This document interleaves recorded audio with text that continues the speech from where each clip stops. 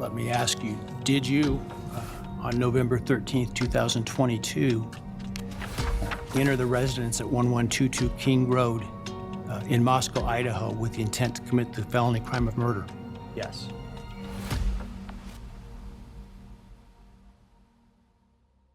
A college town under siege. 4 promising lives extinguished in the darkness of a November night. A house that once echoed with laughter now stands as a monument to unthinkable horror. What transforms an ordinary criminology student into a calculating killer? What drives someone to shatter the dreams of 4 brilliant souls in their prime? On November 13th, 2022, the small university town of Moscow, Idaho became the epicenter of a nightmare that would grip the nation for over 2 years.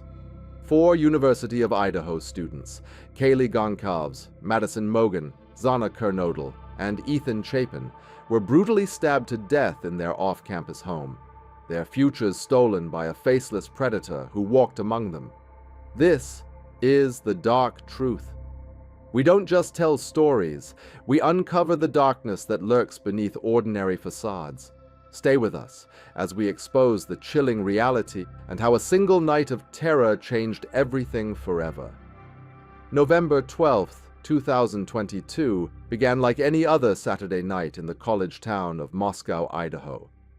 Kaylee Goncalves, 21, and her best friend Madison Mogan, also 21, were inseparable. 2 souls bound by years of friendship and shared dreams.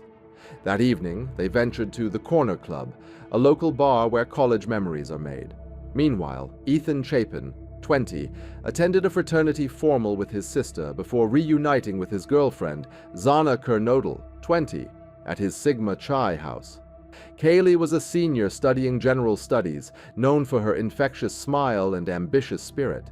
Madison, pursuing marketing, had a bright future ahead of her. Xana, studying marketing and IT, was described as kind-hearted and driven. Ethan, a freshman studying recreation, sport, and tourism management, was the comedian of his family, a young man who brought joy wherever he went. As the night progressed, all 4 friends made their way back to the 3-story rental house at 1122 King Road, a place that should have been their sanctuary. 2 other roommates, Dylan Mortensen and Bethany Funke, were also home that night, unaware that evil was already watching, already planning. By 4 a.m. on November 13th, Xana had ordered DoorDash. In the pre-dawn darkness of November 13th, 2022, at approximately 4 a.m., a figure dressed in black slipped through the shadows of King Road. Bryan Kohberger, a 28-year-old criminology PhD student from nearby Washington State University, had been stalking his victims, studying their routines like the criminal cases he analyzed in class. Armed with a military-style KABAR knife, a weapon designed for one purpose, Kohberger entered the house through the sliding glass door. He climbed to the 3rd floor where Kaylee and Madison were sleeping together in Madison's room. What happened next defies human comprehension.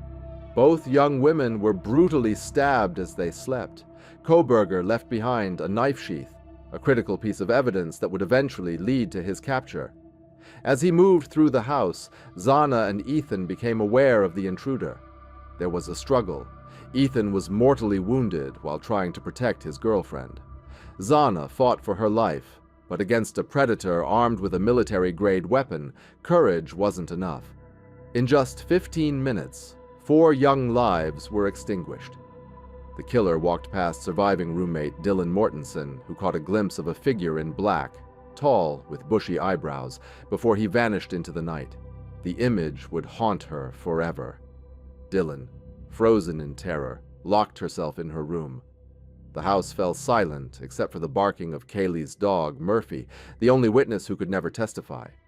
Here lies one of the most perplexing aspects of this case. Why did 8 long hours pass before police were called? Dylan Mortensen had seen the killer. She had heard the sounds of struggle, the dog barking frantically. Yet the 911 call didn't come until almost noon the next day. She later described being in a frozen shock phase. I still carry so much regret and guilt for not knowing what had happened and not calling right away. even though I understand it wouldn't have changed anything, not even if the paramedics had been right outside the door.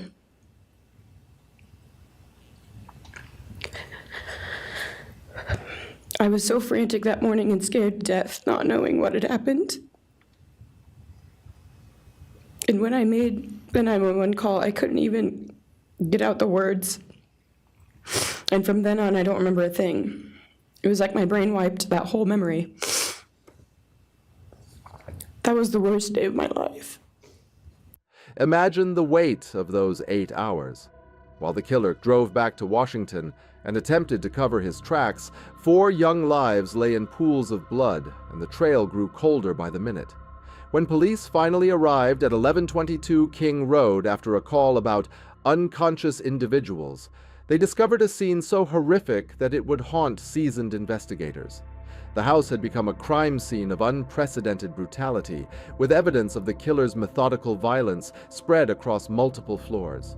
The Moscow Police Department, a small-town force suddenly thrust into a national spotlight, faced their greatest challenge. Investigators had one crucial piece of evidence: the tan leather knife sheath found on Madison's bed, bearing the Marine Corps insignia. DNA extracted from the button snap of that sheath would become the smoking gun. But first, investigators had to find their suspect among thousands of possibilities. For weeks, Moscow remained on edge. Students left campus. Parents pulled their children from school. The FBI joined local and state authorities in what became one of the most intensive manhunts in recent memory. Meanwhile, Kohberger continued his graduate studies at Washington State University, just 10 miles from the crime scene. His classmates would later report his strange behavior in the weeks following the murders. His obsession with the case, his attempts to insert himself into discussions about the investigation. The breakthrough came through investigative genetic genealogy. The DNA from the knife sheath was analyzed by Othram Laboratories, which created a genetic profile that pointed investigators toward potential suspects. The FBI then used consumer DNA databases to narrow their focus to the Kohberger family. On December 27, 2022, investigators conducted a trash pull at the Pennsylvania home of Kohberger's parents, where he was spending winter break. Among the discarded items, they found a Q-tip containing DNA that matched the genetic profile of the biological father of the DNA found on the knife sheath. At dawn on December 30th, 2022, Pennsylvania State Police surrounded a home in Albrightsville, Pennsylvania. Inside, Bryan Christopher Kohberger was arrested without incident, ending 47 days of fear and uncertainty for the Moscow community. The man taken into custody seemed almost ordinary, a graduate student pursuing a PhD in criminal justice and criminology. But as details emerged, a chilling portrait began to form. Kohberger had applied for an internship with the Pullman Police Department, expressing interest in helping rural law enforcement agencies collect and analyze technological data, the very skills he would use to try to evade capture. The evidence against him was overwhelming. DNA on the knife sheath, cell phone data placing him in the area at the time of the murders, surveillance footage of his vehicle, and his suspicious behavior in the aftermath. For over 2 years, the case wound through the legal system as Kohberger maintained his innocence. His defense team filed motion after motion, attempting to suppress evidence and avoid the death penalty. The prosecution revealed that Kohberger had been stalking the area around the King Road house at least 12 times before the murders. His phone data showed he had turned off his device during the time of the killings, a failed attempt to hide his digital footprint.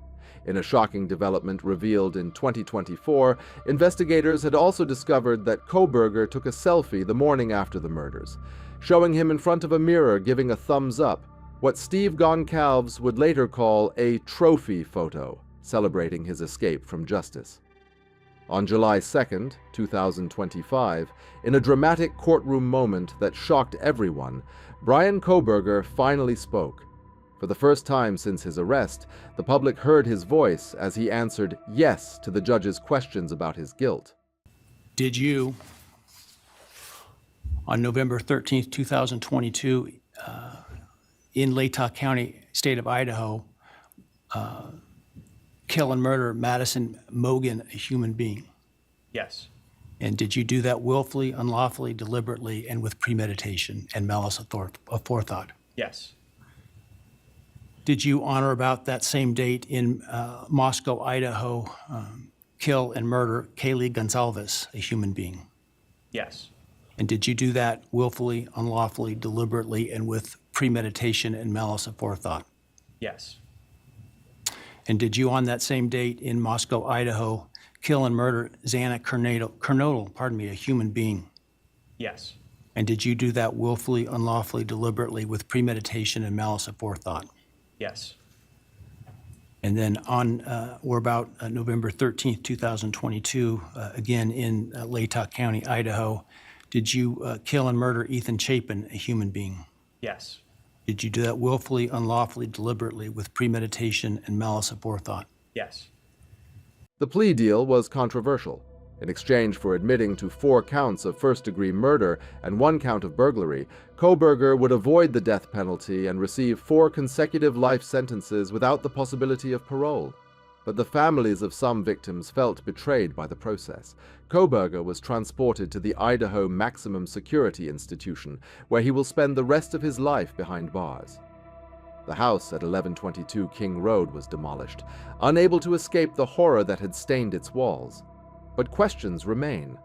Why did he choose these particular students? Was this a random act of violence or something more calculated? What drove a criminology student to commit the very crimes he studied? The answer died with Kohberger's silence. The Bryan Kohberger case serves as a chilling reminder that darkness can wear the mask of normalcy. 4 bright lights were extinguished, not by a stranger in the shadows, but by someone who walked the same academic halls, breathed the same air, and hid his evil intentions behind scholarly pursuits. Kaylee Goncalves will never see her dreams fulfilled. Madison Mogan's marketing brilliance will never benefit the world. Xana Kernodle's kindness will never touch another soul. Ethan Chapin's laughter will never fill a room again.